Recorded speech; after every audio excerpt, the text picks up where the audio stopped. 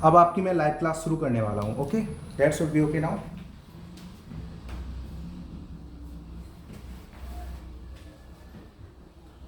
Fair enough.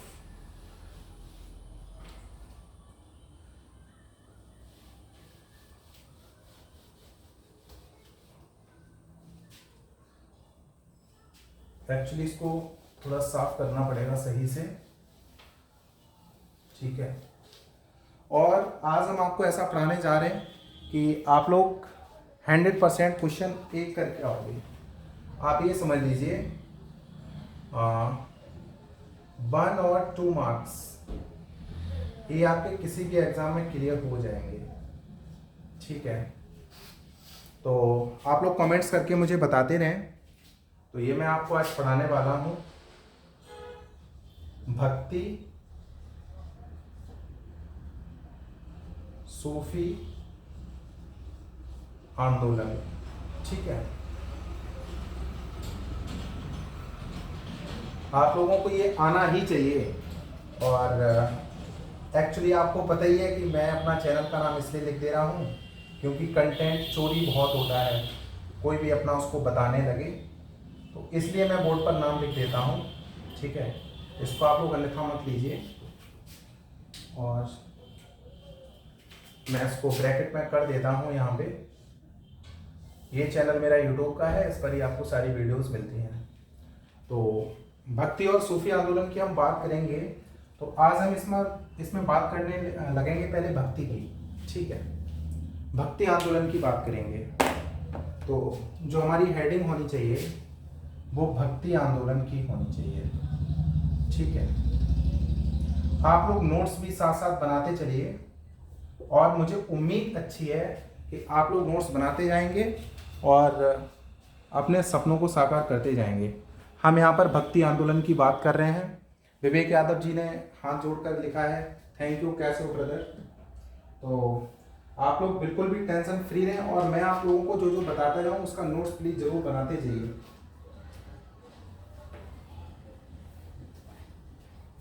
ये जो भक्ति आंदोलन है इसके बारे में आप लोग ये एक चीज जान लो, ये जो भारत में भक्ति आंदोलन है ना, ये तुर्कों के आगमन से पहले चल रहा था। तुर्कों के आगमन से पूर्व। अगर आपके एग्जाम में क्वेश्चन पूछ जाता है कि भैया ये बताइए कि भक्ति आंदोलन चल रहा था, और उसमें अगर ये ऑप्शन दे दिया जाता वहां पर कि जो भक्ति आंदोलन है उसमें एक ऑप्शन होता है कि कब से चल रहा था, और उसमें एक ऑप्शन आपका है तुर्कों के आगमन से पूर्व चल रहा था, तो आप उसको टिक करके चले आओगे बिना आंख मूंद के, ठीक है। आंख बंद करके आप चले आ सकते हैं वहां पे, क्योंकि तुर्कों के आगमन से पूर्व चल रहा था और ये अकबर के काल तक चला। अकबर के काल तक चला, इतना आप समझ लीजिए। ये जो आपका भक्ति आंदोलन था, क्वेश्चन इनसे बनते ही बनते हैं। हम यहाँ पर इसमें संप्रदायों की भी बात करेंगे और संस्थापकों की भी बात करेंगे आगे, लेकिन सबसे पहले आपको इंट्रो आना चाहिए, नहीं आना चाहिए बताएं। तो यू नो कि तुर्कों के आगमन से पूर्व ये भक्ति आंदोलन चल रहा था और ये अकबर के काल तक चला, ठीक है। तो आप लोग इतने ज़्यादा समझदार हुई तो इसको आप नोट कर लीजिए कॉपी में अच्छे तरीके से। अच्छा, अब कई लोग ये पूछते होंगे सर ये तुर्कों का आगमन है ना, अब इसमें थोड़ा मैं बता देता हूं। एक्चुअली आपने एक नाम सुना होगा सुबुक्तगीन,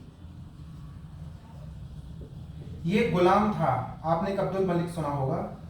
तो सुबुक्तगीन का जो बड़ा लड़का था, ज्येष्ठ पुत्र कौन था पता है आपको? महमूद गजनबी। महमूद गजनबी, जिसने भारत पर कितनी बार अटैक किया था? 17 बार, पता है आपको? ये जो सुबुक्तगीन था इसने भारत में किसको हराया था? जयपाल को हराया था। और जयपाल का लड़का कौन था? आनंदपाल, ठीक है। सुबुक्तगीन ने तो 20 ईयर्स तक शासन किया था और ये महमूद गजनबी, ये 27 साल की एज पर शासन पर आ गया था की एज में। थोड़ा ये आपको आना चाहिए इतना। आपने मुल्तान सुना होगा, मुल्तान सुना है आपने? 1006 ईस्वी में इसने मुल्तान पे विजय प्राप्त की थी। मुल्तान, जहां वीरेंद्र सहवाग ने 3rd सेंचुरी मारी थी 1006 ईस्वी में। ठीक है, तो आप लोग समझ लीजिए कि घेरा के निकट हराया था। इसको किसको हराया था? आनंद पाल को हराया था। और आपको पता है ये जयपाल की डेथ कैसे हो गई थी? जयपाल युद्ध में हार गया था, तो जयपाल ने पैसे देकर अपनी रिहाई करवा ली। फिर उन्होंने अपना जो राजपाल था, जो अपना राजपाट था, वो आनंद पाल को सौंप दिया था और खुद कर ली थी सुसाइड। ठीक है, इतना तो आप लोग समझदार हुई। तो इतना आपको तैमूर का थोड़ा इंट्रो मैंने ब्रीफ में बता दिया है।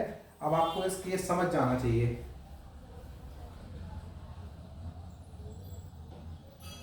ठीक है,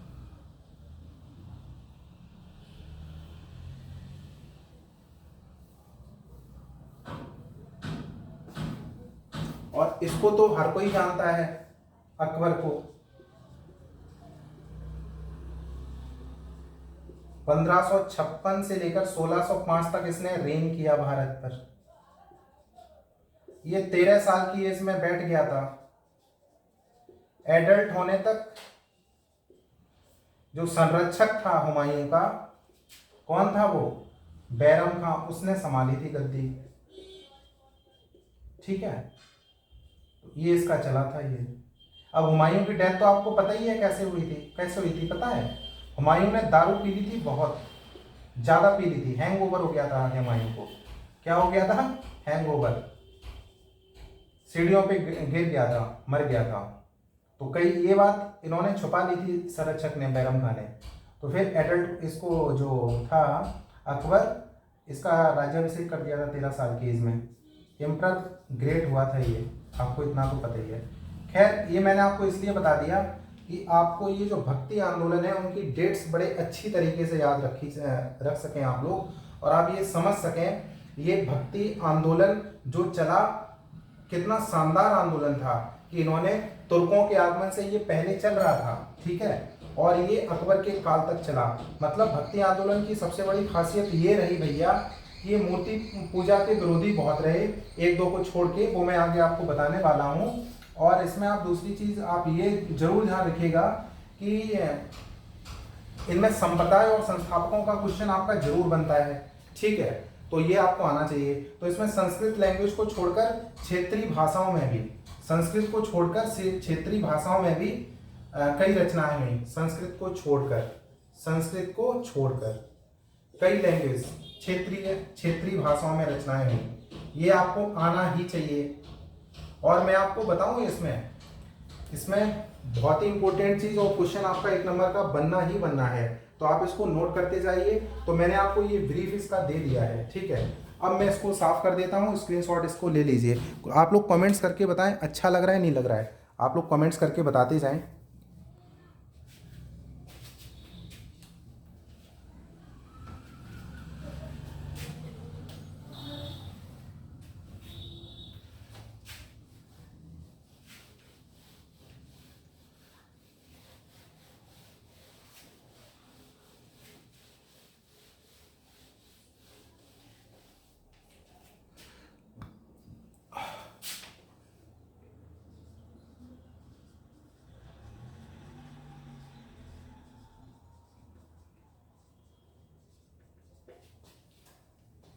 कमेंट्स करके आप लोग बताते रहें। ठीक है, हम यहाँ पर पहले भक्ति आंदोलन की बात करते रहेंगे।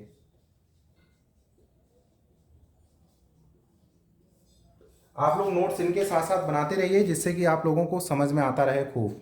ठीक है,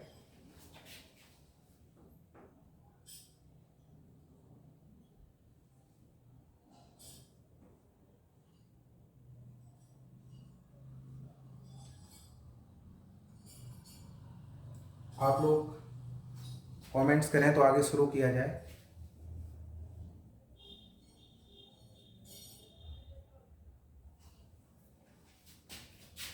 अब हम इसमें धाराओं की बात कर लें। किसकी बात कर लें? धाराओं की। तो इसमें धाराएं थी निर्गुण और एक धारा थी सगुण। अब आपसे ये पूछ लिया जाए कि निर्गुण धारा के कौन हैं इसमें से, सगुण धारा के कौन से हैं इसमें से, तो आपको ये चीजें सारी तो पता होनी ही चाहिए। अगर आपको ये नहीं पता होंगी फिर आप क्वेश्चन में करके भी क्या होगे बताइए आप। तो निर्गुण में दो बहुत ही फेमस नाम हुए, कबीर और नानक, इनको आप याद कर लीजिए, ठीक है। निर्गुण शाखा के ये जो फेमस थे बहुत, कबीर थे, नानक थे। आप इसको शेयर भी कर देना बाद में, इसका एचडी वीडियो भी मिल जाएगा आप लोगों को। और सगुण में अगर हम बात कर लेंगे तो वल्लभाचार्य, तुलसीदास, सूरदास, चैतन्य, ये आपने बहुत फेमस नाम सुने होंगे, तो ये आपको आने चाहिए। अब आप आपसे दे दिया इसमें से सगुण धारा के हैं और उसमें ऑप्शन बना दिए कबीर, नानक, एक ऑप्शन दे दिया वल्लभाचार्य और एक ऑप्शन दे दिया कि नन ऑफ दिस। तो आपको अगर पता होना चाहिए तो आप वल्लभाचार्य के बारे में अगर आपको पता होगा तो आप उसको करके चले जाओगे और टिक करके चले जाओगे, आपका ये क्वेश्चन गलत नहीं होगा। फिर ये तो लड़के हो गए, वल्लभाचार्य, तुलसीदास, सूरदास, चैतन्य, लड़का बोल रहा हूँ, खैर ये मेल तो थे ही। मीराबाई की भी बात कर लीजिए। मीराबाई तो बेचारी विधवा हो गई थी, भोजराज से शादी हुई थी, राणा सांगा का जो बड़ा लड़का था, लेकिन शादी हो गई थी। तो मीराबाई ने एक स्टेटमेंट दिया था कि परमात्मा पर गरीब का भी अधिकार है, परमात्मा को प्राप्त करने का अधिकार सबको है, और उन्होंने ईश्वर कृष्ण की साधना करी थी बहुत। तो निर्गुण में अगर हम बात कर लेंगे तो कबीर और नानक की। एक्चुअली भक्ति आंदोलन में क्या हुआ था, भक्ति आंदोलन का एक टैगलाइन थी, इसकी टैगलाइन सीधी सीधी आप ये याद रख लीजिए। टैगलाइन में इन्होंने ईश्वर और मनुष्य के बीच संबंध की बात की थी, ईश्वर व मनुष्य के बीच रिलेशन की बात की थी, ठीक है। और उस समय इन्होंने हिंदुओं को भी बहुत ऊंचाई पर पहुंचाया, क्योंकि उस टाइम मुस्लिमों का शासन था, तो कि वो सब चल रहा था, लेकिन उनके बीच इन्होंने अपना ये स्टेटमेंट्स दिए और कई सारे मतलब इन्होंने अपनी फिलॉसफीज दी, और ये लोग बहुत बड़े फिलोसफर हुए और संत हुए बड़े, और इन्होंने रचनाएं की बहुत, तो इनके बारे में आप लोगों को आना ही चाहिए पूरा, ठीक है। तो ये आप लोग इतना कर सकते हो। अब इसको मैं साफ कर देता हूँ।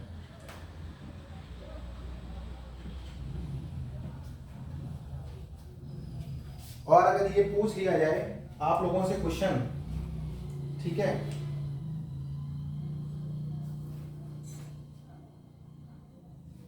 मतलब इसका गुरु शंकराचार्य एक नाम निकल के आता है, गुरु शंकराचार्य,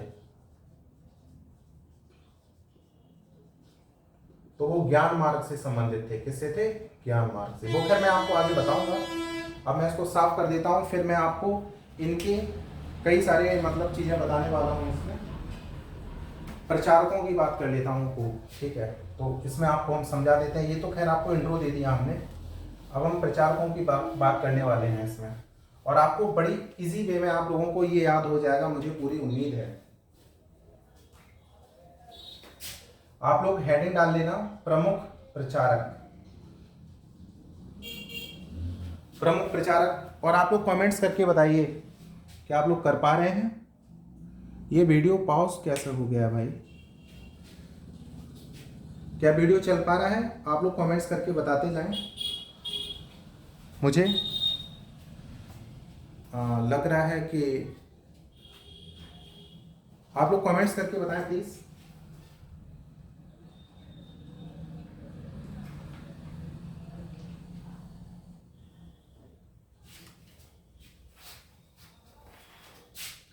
एक इसमें आप लोग कमेंट्स बताएं, लगता है आपको दिखाई नहीं पड़ रहा है।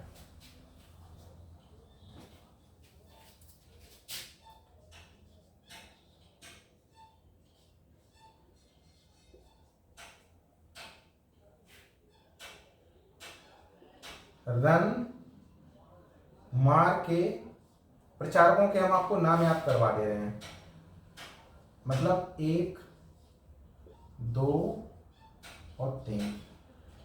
रन मार के बीसी ने एमटीएस कंपनी खोली, एमटीएस कंपनी खोली। प्रमुख प्रचारकों की हम बात कर रहे हैं, ठीक है। एमटीएस कंपनी खोली, क्या आप लोग देख पा रहे हैं? लगता है ये पॉज हो गया है। और ऑल इज वेल लिख रहे हैं, गुड इवनिंग। आप लोग मुझे कमेंट्स करके बताएं ये चल क्यों नहीं पा रहा, क्या चल रहा है वीडियो?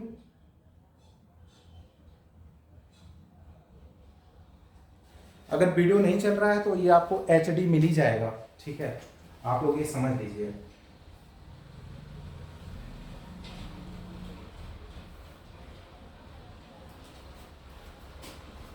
अब यहाँ पर अगर R की बात कर लें, अब अगर हम यहाँ पे R की बात कर लें तो एक ट्रिक याद रख लेना आप लोग, और उसकी ये ट्रिक है कि R for run, R for R क्या है यहाँ पे, RN MRK BC MTS।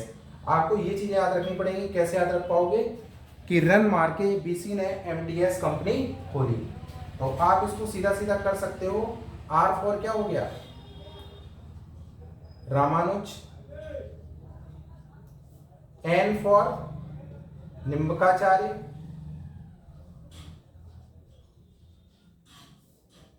M for Madhavacharya,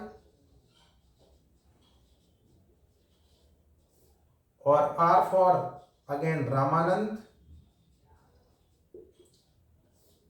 K for Kabir, B for Vallabhacharya,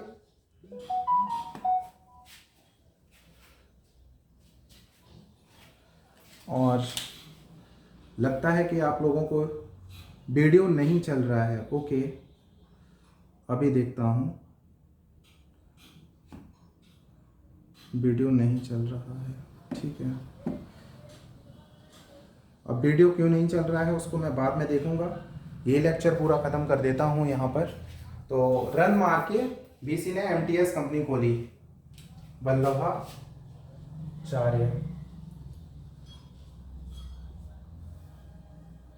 C for Chaitanya Mahaprabhu, और M फॉर मीराबाई, और T for Tulsidas,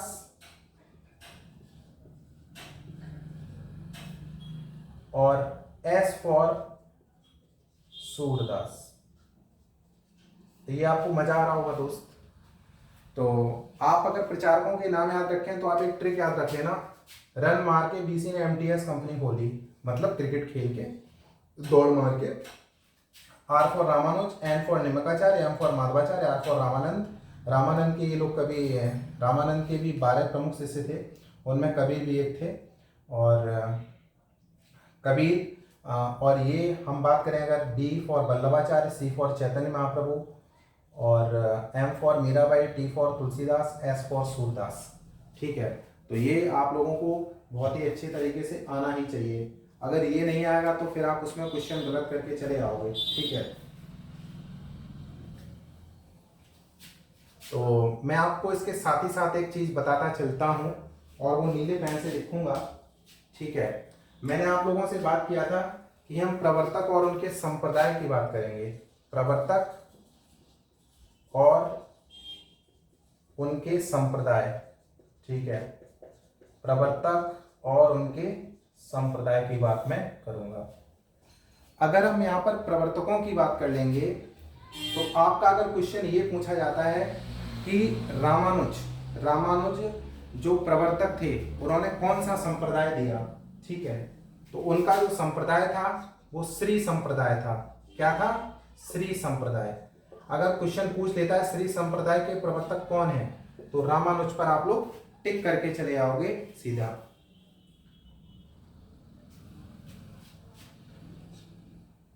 okay, Nimbarka के बताइए आप लोग कमेंट्स करके।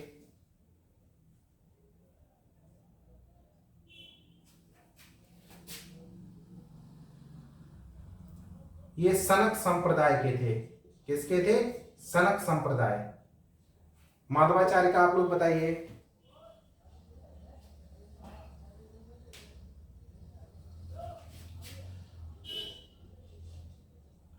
तो ये ब्रह्म संप्रदाय और हरियाली संप्रदाय, ब्रह्म संप्रदाय और हरियाली संप्रदाय। ठीक है, ये आपसे एग्जाम में क्वेश्चन पूछ लेगा तो आप लोग क्वेश्चन करके ये चले आओगे तुरंत। रामानुज श्री संप्रदाय के प्रवर्तक थे और निम्बार्क थे सनक संप्रदाय के। माधवाचार्य ब्रह्म के आ जाएं या हरियाली के पूछ लें तो ये आपको आनी ही चाहिए, है ना। और आप लोगों को ये चीज़ें बहुत अच्छे से समझ में आनी चाहिए। आप लोग वहां पर करके कैसे आओगे। और रामानंद जो थे बहुत ही फेमस हुए, ये रामबद्ध संप्रदाय।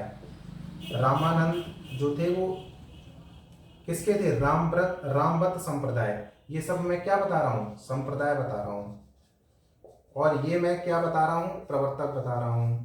तो क्वेश्चन अगर आपके एग्जाम में पूछ लिया जाता है कि रामानुज के संप्रदाय के थे श्री संप्रदाय, निम्बकाचार्य सनक संप्रदाय, माधवाचार्य ब्रह्म हरियाली संप्रदाय, रामानंद रामबद्ध संप्रदाय, ठीक है, तो आप लोग ऐसे उसमें क्वेश्चन करके चले आते रहोगे, है ना।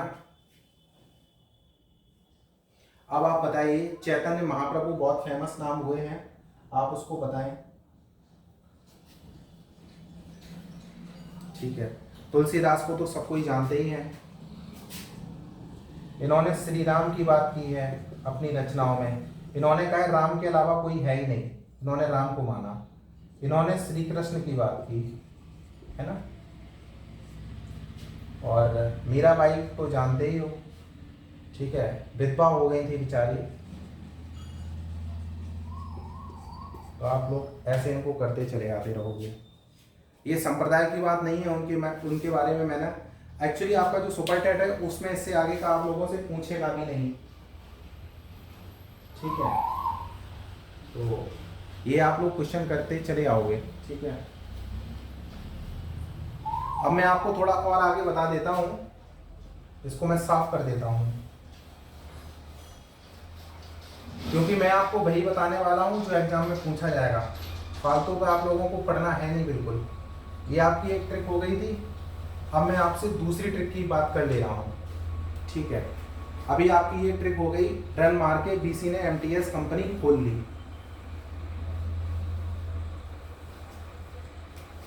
अब आप दूसरी ट्रिक याद रख लीजिए, ठीक है, और ये बहुत ही अच्छी ट्रिक है।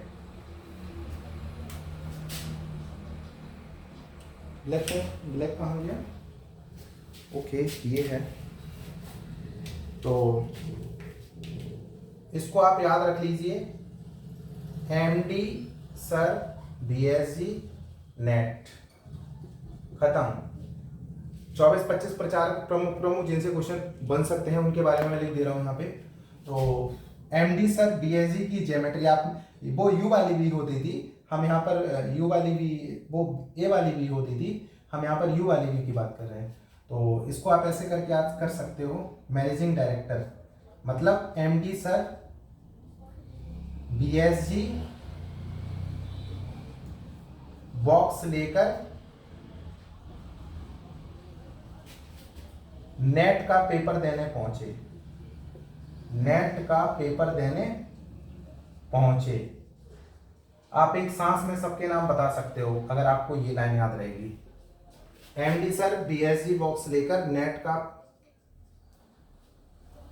पेपर देने पहुंचे। अब आप लोग बताने का कष्ट करें कृपया। एम से क्या रहेगा, डी से क्या रहेगा, एस और आर, ये सब आप लोग बताएं, फिर मैं तो बता ही दूंगा।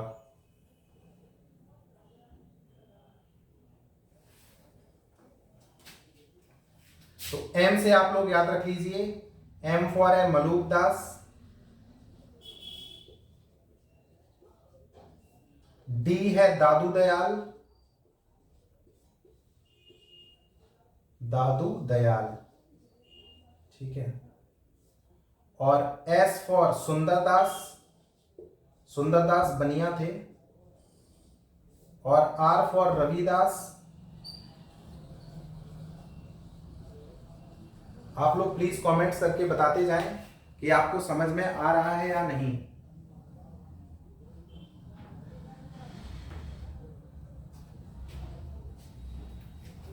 और बी फॉर हो गया वीरभान। S for Shankardev. ये जो शंकरदेव थे ना, इन्होंने राधा सीता इन सब की पूजा अर्चना मना की थी। इन्होंने कहा था कि राधा सीता को हम नहीं मानते। शंकरदेव ने बोला था ये बात। इन्होंने मतलब महिलाओं का कह दिया था, इनको हम मानते ही नहीं है। तो और जी फॉर ज्ञानदेव। और एन, ई और टी बताइए। N for Namdev, E for और टी फॉर शायद तुकाराम होगा ना, और ई फॉर एकनाथ। ये आप अपनी कॉपी में नोट कर लीजिए। ये प्रमुख प्रचारक थे उस टाइम के, ठीक है। तो आप लोगों को ये सारी चीजें आनी ही चाहिए,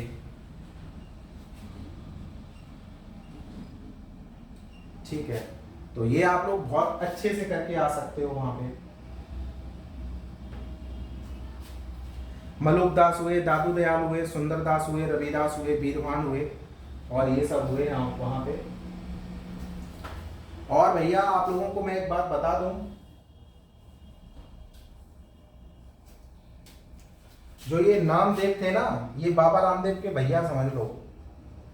बाबा रामदेव ईमानदारी से पैसा कमा रहे हैं, लेकिन उस टाइम ये डाकू रहकर पैसा कमाते थे। ये दर्जी भी थे, बाद में इनको इनकम कम हो गई तो ये डाकू बन गए थे। और ये डाकू बनकर भी भक्ति आंदोलन के प्रचारक रहे। तो समझ रहे हो, तो नामदेव ने तो अपना जलवा कायम कर दिया था, जो जलवा भी बाबा रामदेव का है। बाबा रामदेव का क्वेश्चन आगे बहुत आने वाले सालों में पूछा जाएगा, क्योंकि पतंजलि जो प्रवर्तक थे योग के, और उसको उन्होंने आगे फैलाया। तो नामदेव जो थे, इन्होंने भक्ति आंदोलन के ये प्रमुख संत थे। ये दर्जी थे और ये डाकू भी रहे थे अपने ज़माने में बहुत, ठीक है। एकनाथ, तुकाराम को तो कौन नहीं जानता है, शिवाजी से अटैच करो इनको। तो ये आपको ट्रिक याद होनी चाहिए।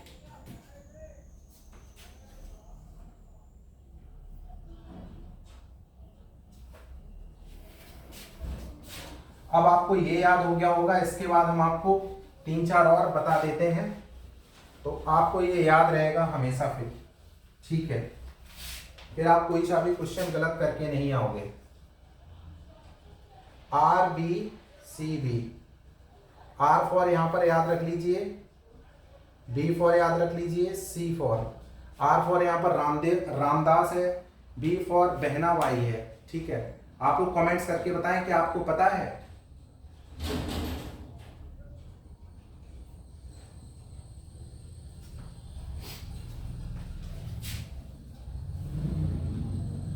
रामदास, बहनाबाई और सी फॉर चंडीदास, और ये हो गए विद्यापति। ये भी बहुत फेमस हुए थे, ठीक है। ये प्रमुख प्रचारक थे उसके भक्ति आंदोलन के। और अगर आपसे एग्जाम में ये क्वेश्चन पूछ दिया जाता है, शिवाजी के छत्रपति, शिवाजी के आध्यात्मिक गुरु, तो आप किस पर टिक करके चले आओगे? आप रामदास पर टिक करके चले आओगे, ठीक है। That should be okay now. I hope आपको ये समझ में आ गया होगा अच्छे से।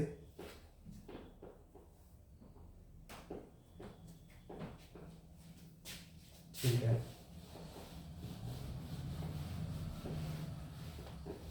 अब हम भक्ति में अगर हम बात कर लेंगे तो उनके मत की बात कर लेंगे, ठीक है। प्रवर्तक ये क्वेश्चन आपके बहुत बनेंगे, बहुत इंपॉर्टेंट है, तो आप इसको प्लीज जरूर ध्यान से याद कर लीजिए। अगर कोई शंकराचार्य का पूछ देता है और ये पूछता है इनका मत क्या था, तो आप लोग मुझे कमेंट्स करके बताते रहें इनका मत क्या था। मैं सामने देख रहा हूँ आप लोगों के कमेंट्स, आप क्या लिखते हो यहाँ पर, तो आप लोग बताने का कार्य करें। तो इनका जो मत था अद्वैतवाद था। क्या था? अद्वैतवाद। ये आपको अच्छे से याद हो जाना चाहिए। अद्वैतवाद को आप याद कर लीजिए।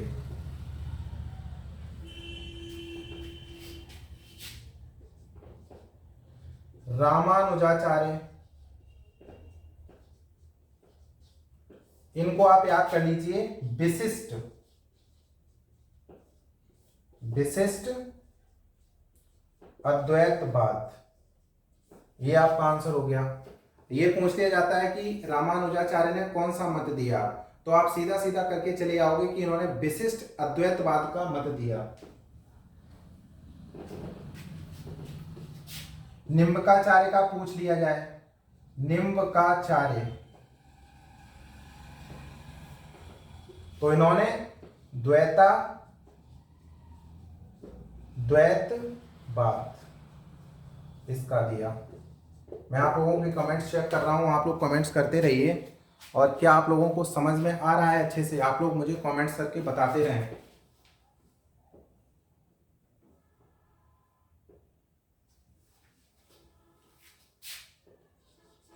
वल्लभाचार्य का अगर पूछेगा, वल्लभाचार्य, तो इनका था आपका शुद्धाद्वैतवाद, शुद्धाद्वैतवाद। ओके। माधवाचार्य का अगर पूछ लिया जाए तो इनका आप लिख लो द्वैतवाद। मजा आ रहा है नहीं आ रहा दोस्त, बताइए कमेंट्स करके। आपको ये चीजें याद कर ही लेनी चाहिए तुरंत।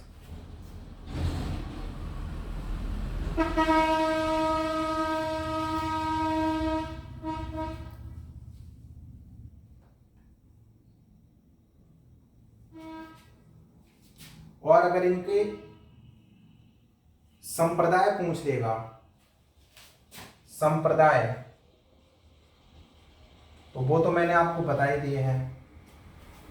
आप लोग अपने इससे पहले जो जस्ट हमने आपको बताया है उसमें हमने इनको, आप लोगों को इनके संप्रदाय भी बता दिए हैं सीधे सीधे। ठीक है।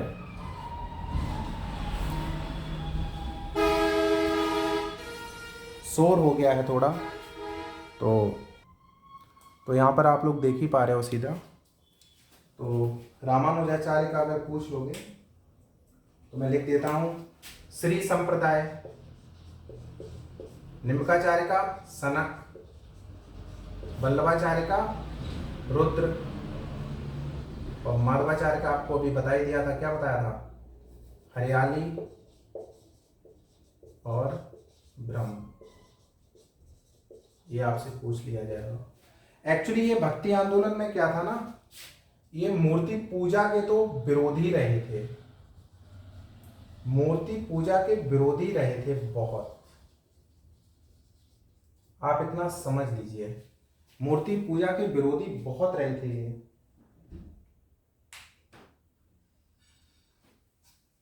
और भक्ति आंदोलन में एक नाम आता है कि चैतन्य जो थे, चैतन्य, उन्होंने मूर्ति पूजा का विरोध नहीं किया, नहीं किया विरोध। तो ये आपको क्लियर हो जाना चाहिए सीधा सीधा। ठीक है। आई होप आप लोगों को ये समझ में आ गया होगा बहुत अच्छे से, और आप इसको अच्छे से कर ही सकते हो। बाकी सब आपको इसके बारे में पता होगा। ये इसमें से क्वेश्चन एक जरूर पूछ सकते हैं वो, और आई होप आपको आना ही चाहिए। ठीक है।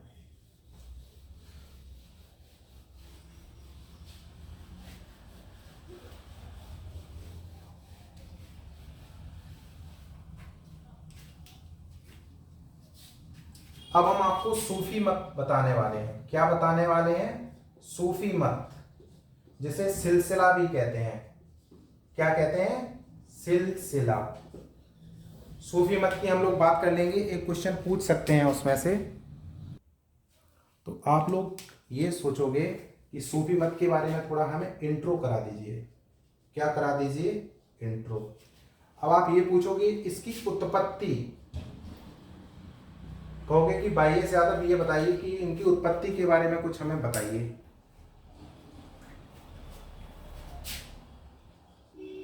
तो इसकी जो उत्पत्ति है वो वहदत उल वजूद थ्योरी से हुई है, सिद्धांत से हुई है। ये इस्लाम का ही है, वहदत उल वजूद सिद्धांत। और जो सूफी मत का जो प्रसार है ना दोस्त, वो 1200 से लेकर 1500 के बीच हुआ। आप ये भी समझ लो, बहुत ज्यादा। और सूफी मत का सिस्टम ऐसे पड़ गया क्योंकि गजनबी के साथ कई इस्लामिक संत आए। इस्लामिक संत आए, ठीक है। क्या आए? इस्लामिक संत। गजनबी के साथ कई इस्लामिक संत आए थे, उसमें शेख इस्माइल था, पहला प्रमुख था।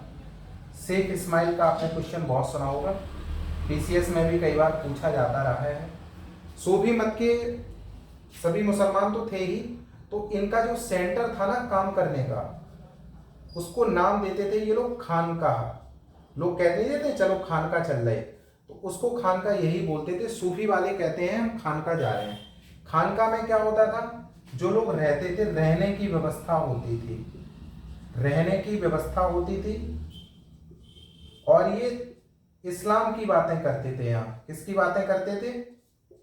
इस्लाम की बातें करते थे। ये लोग फॉलो भी सूफी मत वाले इस्लाम को करते, फॉलो इस्लाम।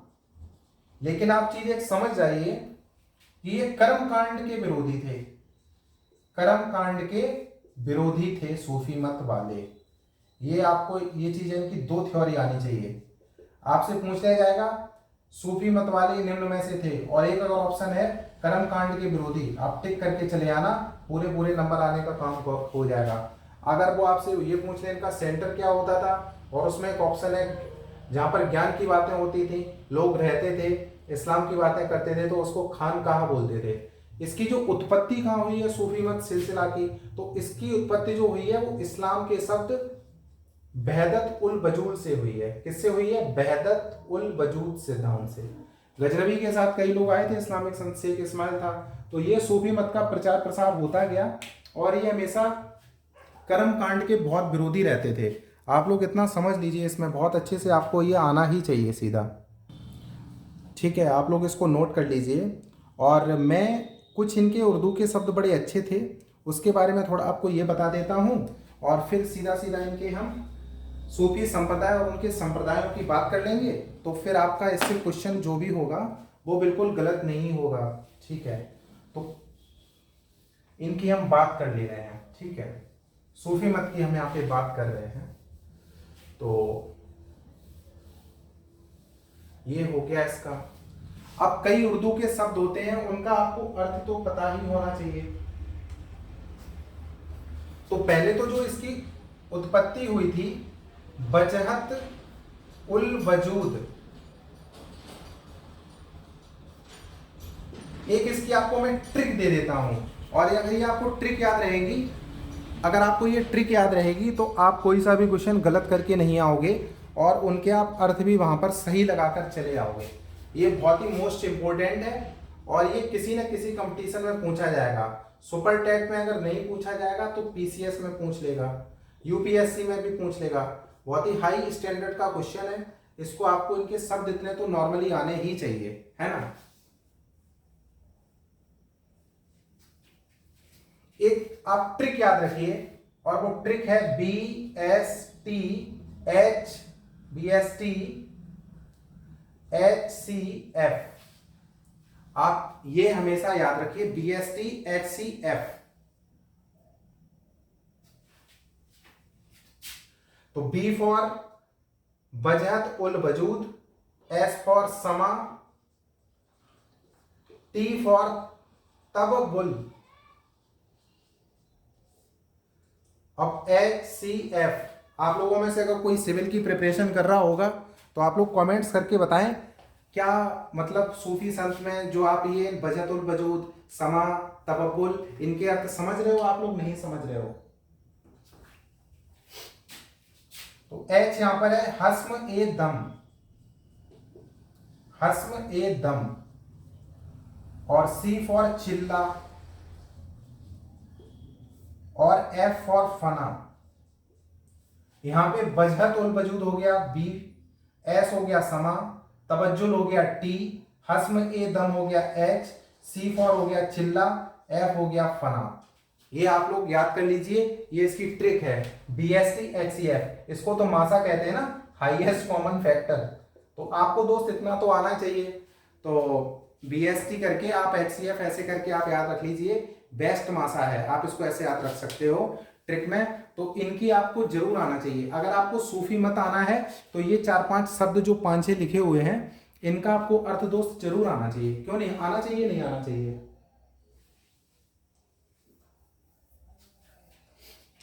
बजहत उल वजूद का मतलब क्या था? वो ईश्वर में विश्वास बहुत करते थे, वो इस्लाम को फॉलो करते थे, वो मानते थे सभी, वो कहते थे ईश्वर ऊपर एक है, वो सर्वेश्वरवाद की बात करते थे। तो बजहत उल वजूद का अगर हिंदी ट्रांसलेशन देखोगे तो सर्वेश्वरवाद है। समा क्या होता है? संगीत हो गया भैया। आप नहीं मान कह देते हो समा बांध दिया उन्होंने, ये कर दिया वो कर दिया, तो सूफी मत वाले लोग कहेंगे वहां पर समा होगा। क्या होगा? समा होगा। तो समा होगा संगीत और नृत्य, संगीत और नृत्य।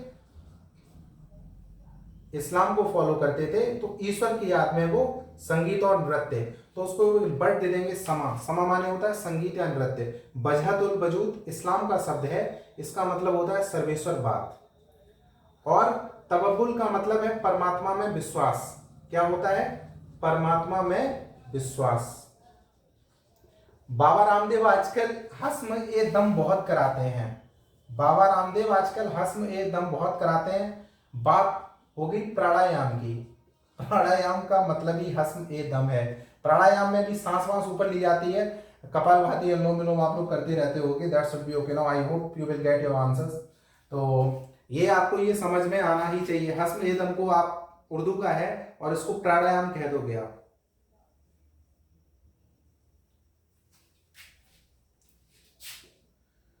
और चिल्ला, आपने ये सुना है कि वो 40 दिन रहते हैं।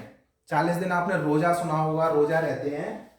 तो ये 40 दिनों तक, 40 डेज तक ईश्वर की साधना करना।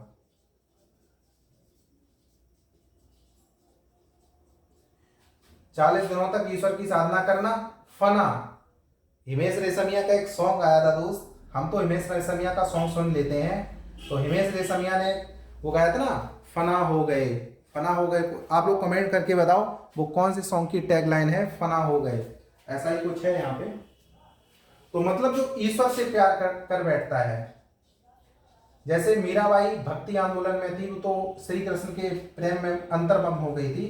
तो यहां पर भी ये अंतर्मग्न की बात कर रहे हैं, अंतर्मग्न। तो अब आप सूफी मत में अगर ये क्वेश्चन जानते हो ना दोस्त, प्रकांड विद्वान कहलाओगे। अगर ये 5-6 आपको वर्ड्स आ गए तो मजा आ जाएगा दोस्त। बजहतुल वजूद टेंड्स टू सर्वेश्वरवाद, समा फॉर संगीत नृत्य, तबब्बुल परमात्मा में विश्वास, हस्म ए दम प्राणायाम, चिल्ला 40 दिन तक साधना करना, फना ईश्वर में अंतर्मगन। अब हम यहाँ पर सूफी संप्रदाय और उनके संस्थापकों की बात कर लेंगे, ठीक है। आई होप आपको आ जाएगा, ठीक है। और ये आपको आना ही चाहिए। संप्रदाय और ये है संस्थापक। बहुत ही इजी क्वेश्चन है, अगर आपको ये नहीं पता है तो आपको दोस्त कुछ नहीं पता है। चिश्ती संप्रदाय के संस्थापक बताइए, कमेंट्स करके आप लोग बताते जाइए। चिश्ती संप्रदाय के संस्थापक कौन थे? फिर दौसी संप्रदाय के बता देना। फिर आप लोग कमेंट्स करके बताओ, मैं आप लोगों का वेट कर रहा हूं।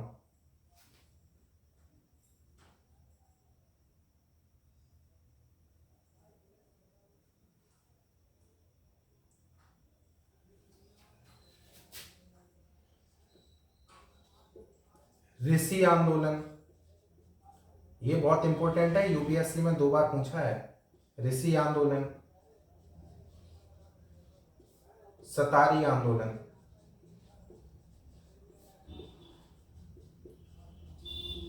ठीक है, आप लोग इनको कर रहे होंगे। अब आप बताइए, चिश्ती, फिरदौसी, ऋषि आंदोलन, सतारी आंदोलन।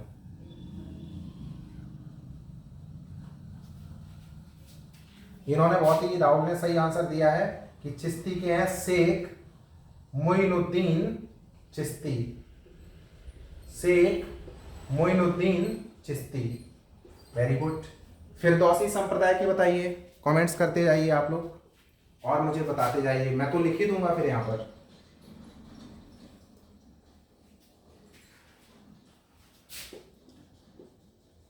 तो ये थे शेख बदरुद्दीन, आप लोगों ने आंसर बिल्कुल सही दिया है, थैंक यू प्रियंका जी। ऋषि आंदोलन जो संप्रदाय किया वो किसने, मतलब उसके संस्थापक आप लोग बता दीजिए, बताइए। तो इसके हैं शेख नूरुद्दीन ऋषि, ठीक है।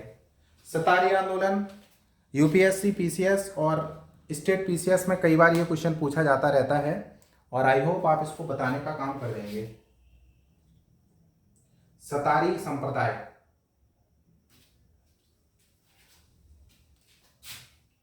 आप इसको जम्मू कश्मीर से जोड़ लीजिए, फारूक अब्दुल्ला, मतलब अब्दुल्ला है, फारूक अब्दुल्ला नहीं है, शेख अब्दुल्ला सतारी, ठीक है।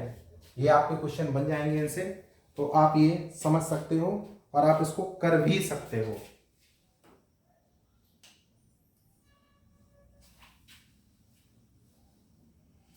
अच्छा, एक क्वेश्चन अगर आपका ये पूछ लिया जाए, अबुल फजल का आप लोगों ने नाम सुना ही होगा, अबुल फजल, अबुल फजल, तो उन्होंने आईने अकबरी लिखी थी, ये तो बच्चा बच्चा जानता है। आईने अकबरी किसने लिखी, अबुल फजल ने। तो उसमें कितने सिलसिलों का जिक्र है, कितने सिलसिलों का मेंशन है, बताइए।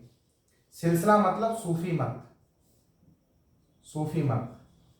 आपको संख्या पता है, नहीं पता है तो आज याद रख लीजिए, 14 मत, 14। आई होप कि आप लोगों